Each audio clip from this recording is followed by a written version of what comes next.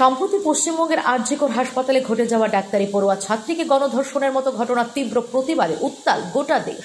শুধু আরজিকর নয়, গোটা দেশে যে নারী গঠিত অপরাধ সংঘটিত হচ্ছে তারই প্রতিবাদে সোমবার এআইডিএসও, এআইএমএসএস, এআইডিওয়াই এবং যৌথভাবে বিক্ষোভ কর্মসূচি পালন করল রাজধানী আগরতলার বটতলা এলাকায়। এদিনের বিক্ষোভ কর্মসূচি থেকে সংগঠনের এক নেতৃত্ব গোটা দেশে কলঙ্কিত এই নারী অপরাধ দমনে সমাজের ছাত্রছাত্রী সহ সমাজের সকল মহিলাদের প্রতিবাদে মাঠে নামার আহ্বান জানান এবং নারী গঠিত অপরাধ বন্ধ করা, মোবাইল ইন্টারনেটের মাধ্যমে সোশ্যাল মিডিয়ার অশ্লীল বিজ্ঞাপন বন্ধ করা এবং মাদক প্রসার বন্ধের দাবিতে আজকের এই বিক্ষোভ কর্মসূচি বলে জানিয়েছেন তিনি। তাছাড়া দলমত নির্বিশেষে আরজিকর ঘটনার অভিযুক্তদের কঠোর শাস্তি প্রদান এবং নারী খুন এবং ধর্ষণের বিরুদ্ধে ছাত্র, যুব ও মহিলাদের এগিয়ে আসা দরকার বলে অভিমত প্রকাশ করলেন তিনি।